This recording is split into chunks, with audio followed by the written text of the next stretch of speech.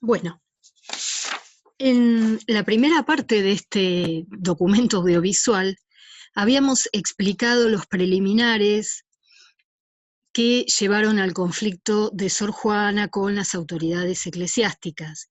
Hablamos de la Carta de Monterrey y habíamos empezado a hablar de cómo había nacido la Carta Atenagórica. Retomamos entonces desde ese momento el conflicto surgido a partir de la carta llamada Atenagórica. Bueno, en primer lugar mencionamos que había de por medio un sacerdote, que era el padre Antonio Vieira, un jesuita portugués, que en el año 1650 había escrito un sermón del mandato. Se llama así porque era un sermón preparado para ser predicado el Jueves Santo en la ceremonia del lavado de pies, que es una ceremonia dentro de las celebraciones de la Pascua católica. Y en ese sermón, escrito 40 años antes, Vieira, que además fue uno de los grandes autores del barroco en lengua portuguesa, elaboraba toda una teoría sobre cuál era la mayor fineza o delicadeza de Cristo. Ese sermón había sido predicado en la Capilla Real en Lisboa, pero 40 años antes. En ese momento, el padre Vieira estaba en sus últimos, bueno, no tan sus últimos años sí, porque fue un hombre muy longevo, pero en realidad sobrevivió un par de años a Sor Juana y estaba en Brasil ocupado en misiones, las famosas misiones y reducciones jesuitas, la evangelización, etcétera, etcétera. De manera que no participó de esta polémica, eso es lo importante, ¿no es cierto? Sino que a partir del texto de Vieira, Sor Juana debate algunas cuestiones teológicas. ¿Qué es lo que discutía Vieira en ese sermón? Refutaba a San Agustín, a Santo Tomás y a San Juan Crisóstomo. Porque esto es una cosa de una sutileza propia de la argumentación barroca. San Agustín había dicho que la mayor fineza de Cristo era morir por los hombres. Santo Tomás, que era quedarse con nosotros en la forma de la Eucaristía, la comunión católica, aunque se ausentaba. Y San Juan Crisóstomo decía que la mayor fineza o delicadeza de Cristo había sido lavar los pies de los discípulos, incluido Judas, que lo iba a traicionar. Bueno, en este debate, Vieira sostiene que la mayor fineza de Cristo era amar al hombre sin esperar su correspondencia. Es decir, sin esperar que el hombre siempre, la humanidad, amara a Dios, sino amarlo porque así estaba en la naturaleza de Dios. Bueno, obviamente Sor Juana reformula, discute con Vieira y dice que la mayor fineza de Cristo no es amar sin correspondencia, que es lo que decía Vieira, sino, y acá se mete en un berenjenal teológico formidable, lo que llamaba los beneficios negativos. Es decir, solicitar el amor del hombre o la correspondencia del hombre hacia Dios, aunque no la necesite, y dejar de hacerle beneficios que Dios podría hacer para no incrementar la deuda de gratitud que el hombre tiene con Dios. Bueno, acá se metía en un bollo de esos teológicos realmente terrible, porque entraban en discusión cuestiones que tenían que ver con la libertad y el libre albedrío, la cuestión de la escritura y la obediencia, porque Vieira se permitía refutar a 3 padres de la Iglesia, San Agustín, Santo Tomás y San Juan Crisóstomo, pero el hecho de que Sor Juana refutara a un jesuita que no era una autoridad como San Agustín, o digamos, no era un santo, pero era como meterse con la compañía de Jesús, con los jesuitas. Hay que tener en cuenta que el arzobispo de México, Aguiar y Seijas, Francisco de Aguiar y Seijas, era amigo y admirador de Vieira, y a la vez tenían como una interna, eso está muy bien explicado en los capítulos de Octavio Paz, con el obispo de Puebla, Manuel Fernández de Santa Cruz. Em, Todo esto era un debate sobre el mandato de Cristo, amarse los unos a los otros, decía Cristo, como yo los he amado. Otro problema en el que se metía Sor Juana es que Sor Juana termina hablando de Dios y el debate era sobre Cristo. Y ahí también hay un tema porque dentro de la teología no es lo mismo la teología propiamente dicha o el estudio de Dios que la cristología. Entonces, Sor Juana es cuestionada porque además está presentando la imagen de un Dios que se autolimita, es decir, un Dios que desea hacerle bien al hombre, pero se cohíbe o se frena y dice, bueno, no le voy a hacer tantos beneficios porque el hombre nunca va a estar a la altura de la gratitud que me debe y por lo tanto aumento su deuda de ingratitud. Bueno, una cosa, ustedes dirán, muy enroscada, pero así era en gran medida en la filosofía y la teología en ese momento. Hay muchos sermones barrocos que son así de complejos. Eh, entonces, ¿qué es lo que ocurre con esta carta que Sor Juana escribe manuscrita y llega al obispo de Puebla? Manuel Fernández de Santa Cruz, que era el obispo de Puebla y que tenía un enfrentamiento con el arzobispo de México, Francisco de Aguiar y Seijas, que era el admirador del padre Vieira, la publica, eh, eh, haciendo, digamos, mostrando la fragilidad o usando, si se quiere, a Sor Juana para mostrar la fragilidad de los argumentos de Vieira. Lo que ocurre es que la publica por un lado y por otro lado la hace preceder de una carta, donde le dice que, por empezar le pone el título, carta atenagórica, es decir, digna de Atenea, de la sabiduría de Palas Atenea, Minerva. Pero a la vez la hace preceder de una carta donde la sermonea un poco, le dice, bueno, mejor que se dedique a estudiar un poco más en profundidad la Biblia y los escritos sagrados, etcétera, etcétera. Esa carta el obispo de Puebla no la firma como obispo de Puebla, la firma como Sor Filotea. Teos, recuerden que es Dios, y filo es amor. Entonces, la hermana amante o amor de Dios, ¿no es cierto? Es decir, se disfraza de monja para hablarle de igual a igual. Esa es la famosa carta de Sor Filotea, cuyo texto ustedes tienen, ¿sí?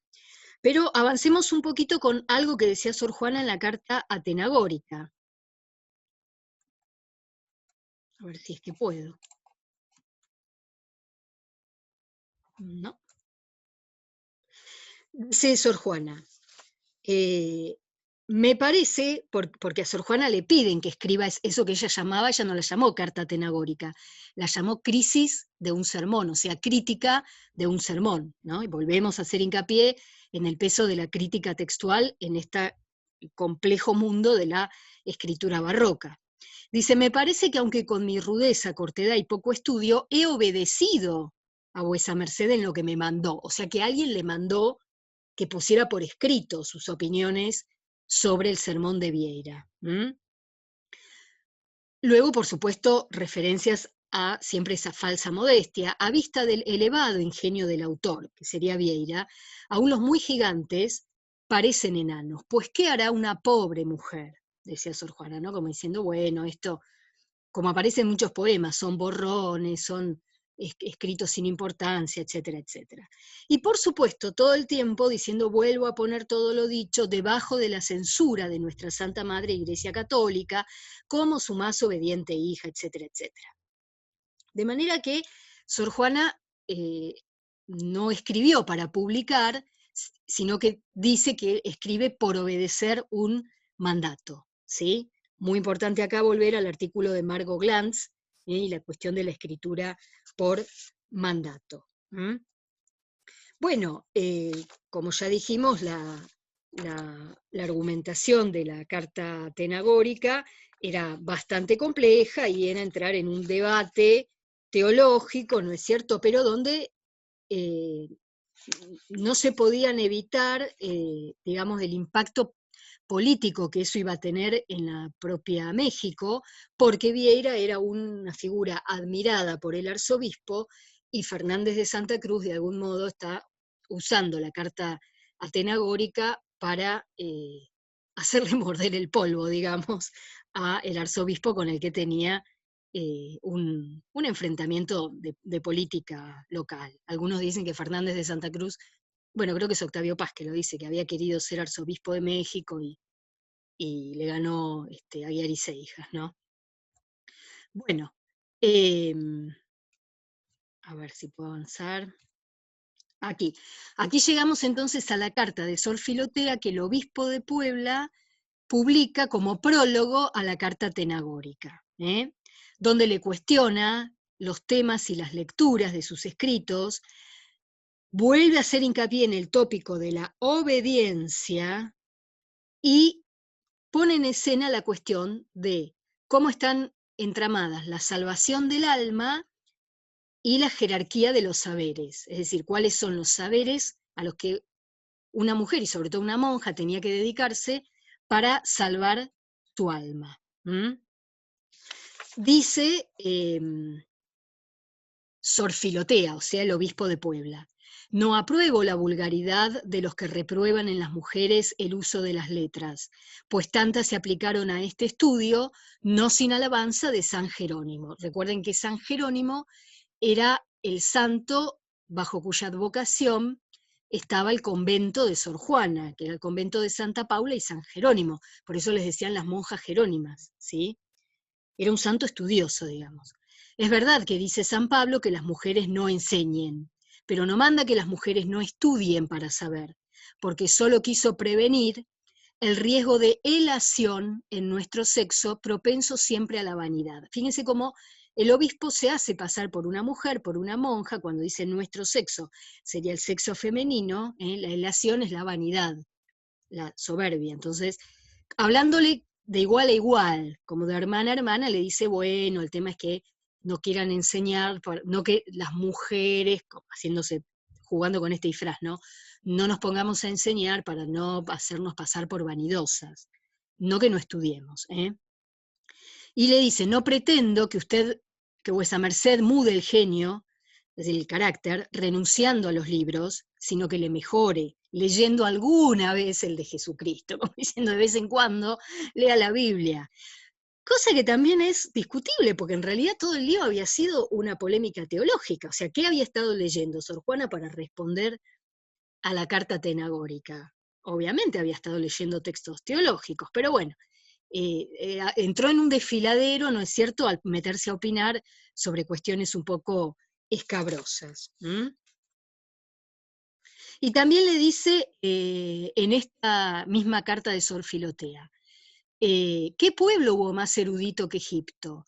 En él empezaron las primeras letras del mundo y se admiraron los jeroglíficos, ¿no? Esto tiene mucho que ver con la creencia de la época de que los egipcios habían inaugurado la escritura, porque es una época donde se dan a conocer, no se habían descifrado, pero se dan a conocer los jeroglíficos, ¿no? Pero el Espíritu Santo dice abiertamente que el pueblo de los egipcios es bárbaro, porque toda su sabiduría no ilustraba para conseguir la vida eterna. O sea, que ser sabio en cosas paganas no nos garantiza la salvación. Eso es lo que le está diciendo el obispo.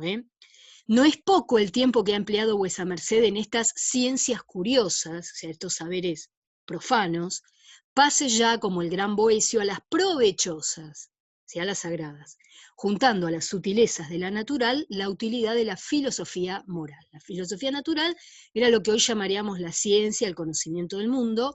La filosofía moral en esa época era básicamente relacionada con una doctrina de la vida provista por la religión. Y acá juega con esa teoría de Sor Juana, vieron, de los beneficios negativos, es decir, los bienes que Dios se abstenía de hacer al hombre para no incrementar la deuda de ingratitud del hombre. Dice, bueno, para que estudie las cosas religiosas, para que este señor que ha llovido tan abundantemente beneficios positivos en lo natural sobre vuesa merced, es decir, que le ha dado tantas prendas, no se vea obligado a concederle beneficios solamente negativos en lo sobrenatural, es decir, no vaya a ser que la mande al infierno, digámoslo así nomás. Entonces, usando el disfraz de ser otra monja, una hermana, lo que hace Fernández de Santa Cruz, el obispo de Puebla, es cuestionar, publicar por un lado la carta tenagórica de Sor Juana para molestar quizás, esa es la teoría de Octavio Paz, ¿no? Para molestar al arzobispo de México, y por otro lado cuestionar que Sor Juana, ¿no? Llamarla un poco a la obediencia y a la limitación en los estudios. ¿Mm? Bueno, y ahora vamos a entrar en la respuesta a Sor Filotea propiamente dicha, pero voy a cortar aquí para subirla en otro documento.